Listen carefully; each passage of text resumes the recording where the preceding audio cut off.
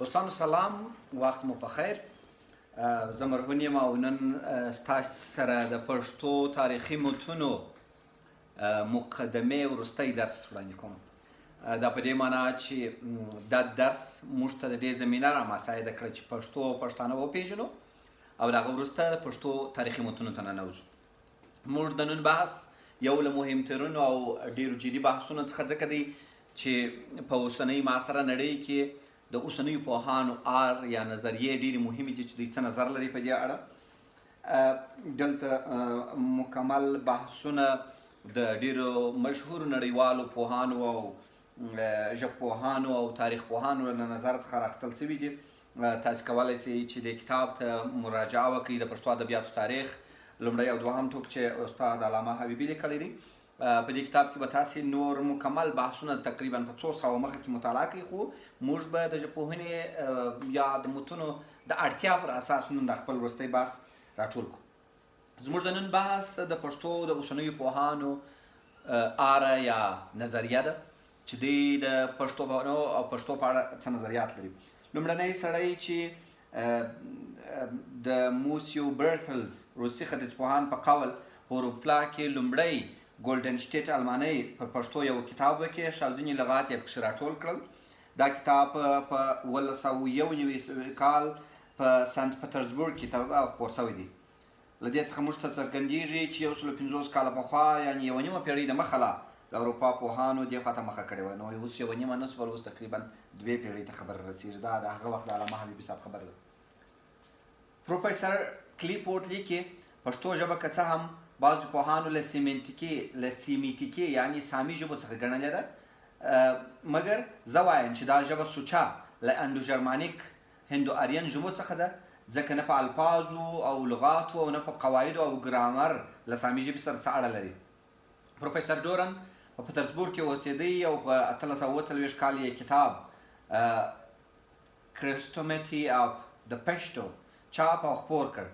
هسې وایي پښتو نه په ترکیب نه په لغاتو او نه په ګرامر کې له عبراني او چالدیک سره څه مشابهت لري، ځکه دا ژبه له انډو تیوتن ډلې څخه ګڼل کېږي او پښتانه د افغانستان اصلي او پخواني اوسېدونکي دي.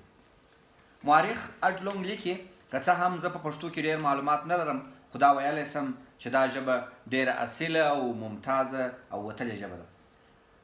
مستر الفنسټون مشهور مورخ لیکي د پښتو بنسټ او اره په اسانۍ سره نه معلومیږي، ځکه ډېر الفاظ چې دا ژبه ځینې جوړه شوې ده او هم خورا ډېر افعال او عادات یې داسې دي چې اره او ریښه یې نه ده معلومه، او دغه الفاظ او کلمات دي چې د ژبې اصلي اجزا ګڼل کېږي. بیا هم ځینې له دغو الفاظو څخه له زند او پهلوي ژبې سره نږدېوالی لري. مثلا پلار، مور، خور، ورور. دی تر ټولو خبرو علاوه دا هم وایي چې په 213 پښتو کلماتو کې ما پلټنه وکړل، ومې کتل یوه هم له سامي ژبې سره کوم لږ شباهت نه درلود. په دغو الفاظو کې په سلو کې 15 تر 10 هسې کلمات ول چې له کوردش ژبې سره یې نږدېوالی لره. مستر راوټي چې د پښتو ژبې لوی پوهان او پلټونکی دی او ډېر کتابونه یې پکښې لیکلي او خپاره کړي دي، د خپل پښتو ګرامر چې د کلکتې په 1855 کې طبع کړی په مقدمه کې مفصلا د پښتو پر اره او سټه بحث کوي او د اریایي او سالمي ژبو سره یې د ګرامر او الفاظو له پلوه پرتله کوي. وروسته دې نتیجې ته رسېږي چې د پښتو او زند او پهلوي ژبو ترمنځ ډېر شباهت شته. د پښتو په پخوانیو کتابو کې لکه زند حروف د حرکاتو پر ځای کښل شوي دي، نو ځکه زه وایم چې د سنسکریت او زند سره ډېر نږدېوالی او له پهلوي سره هم ټینګه اړیکه لري. بل اروپایي پښتو پوهان او محقق سر هنري والټر بیلیو دی چې په 1888 په شاوخوا کې د بنګال عسکري منصبدار و. دې سړي هم د پښتو ګرامر کښلی او په تاریخ کې ډېر کتب لیکلي دي. دی پښتو ژبې پر سعادت هسې وایي. له ټولو خپلو پلټونو څخه په لنډ ډول دا نتیجه اخلم چې پښتو اصلا د سنسکریت یوه خور ده، او ځکه چې د هند او ایران ترمنځ ویل کېږي، نو په پیړیو د فارسي اثرونه پر لوېدلي او ډېر الفاظ سره ګډ شوي دي، خو سره د دغه هم دې ژبې خپل ځان او قواعد نه دي بایللي او د فیلالوژي له اصولو سره سم دغه شان په خپل قالب کې اچولي دي او په خورا ښه ډول یې پر خپل رنګ راړولي دي. بل اروپایي لوی عالم او پښتو پوهان جیمز ډارمسټیټر فرانسوی دی چې د یو کتاب د پښتو ملي سندرې په 1890 کې نشر کړي دي. دا محقق په خپله پښتونخوا په غرو کې ګرځېدلی او ډېر ملي اشعار یې د پښتونخوا هار و بهار په نامه سره راغونډ کړي دي. د پښتو په خصوص کې دا نظریه لري پښتو له هندي لهجو څخه نه ده او نه له پارسو او پهلوي څخه پیدا شوې ده، بلکې دا ژبه د زند او وستا یا د یوې بلې ژبې سره چې زند ته ورته وي ډېر مشابهت لري. پښتو اشعار او د سپېڅلتوب او طبیعي والي له پلوه خاص امتیاز لري. بدایع او نازک خیالي یې ډېره سپېڅلې او سوچه ده. پښتانه اخبار نه لري، خو د دوی اشعار ټول وقایع او روزمره پیښې څرګندوي. دا بدلې د پښتنو تاریخ دی. د اروپا له علماو څخه ډاکټر ارنست ټرمپ هم ډېر محقق پوهان دي چې په 1883 کې د پښتو ګرامر وکړ. دی هم په دغه کتاب کې د پښتو پر اصل او ریښه هسې رایه ښکاره کوي. زه په ټینګه او ډېر اعتماد ویلی شم چې پښتو اصلا له غربي یعنې ایراني ژبو څخه نه ده، بلکې په اصلا انډو آرین ډله اړه لري. خو سره د دغه هم خالصه هندي نه بلل کېږي، بلکې له پخوانیو زمانو څخه دا ژبه زړه مستقله ژبه ده او په لومړي سر کې هم له هندي او ایراني ژبو څخه دا ژبه بېله سوې ده، خو بیا هم له دواړو سره په خصوصیاتو کې اشتراک لري او مقتدره او برجسته ژبه ښکاري.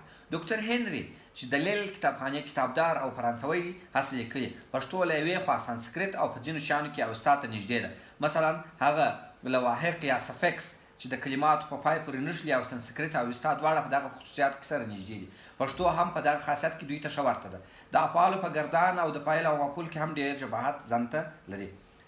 بل له نږدې خلکو څخه چې پښتو په لټون کې ګڼل کېږي پوهان بریتلز روسۍ معاصر مستشرق دی. دا سړی د لیننګراد په اکاډمۍ کې د پښتو په خصوص کې داسې رایه ښکاره کوي. پښتو د خپل تاریخ قوت سره پخوانۍ ژبه راغلې ده او په اوږدو زمانو ځینې تغیرات هم ورپېښ شوي دي، خو دا تحولات داسې نه دي لکه پر پارسو چې وارد شوي دي. پښتو ټوله پردي لغات په ځان کې حل کړي او پر خپلو اصولو یې راړولي دي. میجر لوریمر د پښتو پر صرف او نحوه یو مشهور کتاب کړی او په 1915 کال په اکسفورډ کې چاپ شوی دی. دی لیکي پښتو که څه هم تر اوسه نه ده روزل شوې، خو ښه صفات لري. که څه هم تر اوسه ډېره ارته ژبه نه بلل کېږي، خو د خیالاتو د ښکاره کولو لپاره ډېر قوت لري. الفاظ یې مؤثر او کلک او څرګند دي. دا یوه ژوندۍ ژبه ده.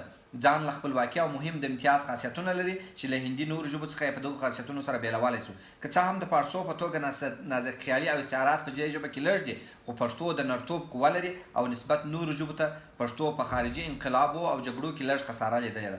په تلفظ کې یې قوت پروت دی. دا خبره هغه وخت په ښه ډول سړي ته معلومیږي چې د یوه پښتانه سره خبرې وکړي یا د دوی ادبیات او کیسې مطالعه کړي.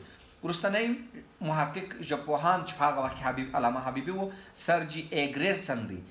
د فلسفې او ادب ډاکټر دی چې لنګویسټیک سروې اف انډیا یې په 10 جلده کې لیکلی دی او د دې کتاب لسم ټوک پښتو بحث لري. د اره د پښتو په خصوص کې په لاندې ډول راوړو. اریایي اقوام د خیوا، خوکند او بدخشان ترمنځ په خپله اصلي مځکه کې اوسېدل. له هغه ځایه یوه ډله تر هندوکش راواوښتل، د کابل له درو څخه هند ته تېر شول او بله ډله هم د ایران پر خوا ورشوه شوه. د دغو دوو ډلو ژبو ته هندو آریاین یا هندو ایرانین ژبې وایو. له قدیمې زمانې څخه د آریانا په ډېرو قبیلو ویشل شوي ول. مثلا داریوش په 1584 په ډبرلیک کې د 12 قبیلو ذکر شوی دی او د ژبې نوم پښتو دی چې د افغان ملت ژبه ګڼل کېږي. پښتانه یا افغانان اصلا هغه پکهت قوم دی چې په ریګویدا کې نوم راغلی او وروسته هیرودوت د پکتویس په نامه ذکر کړی دی. اما افغان نوم هم پخوانیو اثارو کې ریښه لري. مثلا د هند په پورونار کتاب کې چې اسوکا راغلی دی یا ستراوبون یوناني مورخ چې په لومړۍ میلادي پېړۍ کې او ټکنوای ذکر کړی دی، دا هغه اوګانا یا اوګانا دی چې د هندوستان مشهور منجم وراها مهیرا په 6مه میلادي پېړۍ کې ذکر کړی دی. په هر صورت خو د دې اصلي نوم پښتون او د ژبې نوم یې پښتو ده. نو دا ژبه لکه پخوا چې خلکو په عبراني هیبرو پورې نښلوله، اوس یې آریایي بودن ثابته شوه او لکه د پامیر، غلچه او بیڅو ژبې چې د آریایي ژبو په ناپارسو او شرقي کورنۍ یعنې ځان پورې اړه لري، دغسې پښتو هم اساسا له دغو کورنۍ څخه ده. نو په عمومي توګه موږ د پښتنو په اړه ټولې نظریې دلته وویلې او زه مطمئن یم چې تاسې به انشاءالله دغه کتاب وګورئ، مطالعه به یې کوئ او دغه ټولې ارې به یا نظریې به خپله هم مطالعه کوئ. دا چې د نن درس مکمل د کتاب څخه وویل شو، علت یې دا و چې دا نظریې دي او دا کوم تشریحي او توضیحي اړخ نه لري، نو ځکه ما هوبهو درته وویلې. نو د دغه ځای څخه د 4 درسو نتیجه دا شوله چې پښتو ژبه د آریایانو ژبه ده د ژبو د خپلویو او د نږدېوالي په اساس مطلقه یو اریایي ژبه تثبیت سوله. د نورو نړۍ د اروپایي عالمانو د ټولو عالمانو نظریات مو هم ستاسې سره شریک کړل. موږ به په بل درس کې د پښتو متون چې د لرغونې دورې څخه شروع کیږي د لرغونې دورې په چوکاټ کې تاسو ته وړاندې کړو. د لرغونې دورې وروسته منځنۍ معاصره او اوسنۍ دورې موږ په بحث کې نه راولو ځکه چې متون همیشه هغه تاریخي اړخ یې ډېر مهم دی. نو موږ به په راتلونکي 8 درسه چې 8 موضوعات دي او د پښتو په 3 سیمو غور، کسی او د کسی غر او ملتان په دا سیمو کې به دا مکمل مطالعه کو او 8 سره موضوعات به جلا جلا تاسو ته په 8 ویډیوګانو کې د خیر سره وړاندې کو چې ټولې به 12 ویډیوګانې سي. د پښتو ژبې او پښتنو په اړه زموږ تاریخي بحث پر همدغه ځای بندوو او مستقیم یې پښتو متونو ته ننوځو. تر بل درسه مو پر لږ خدای سپارم. ښاد، اباد او سرلوړي اوسئ.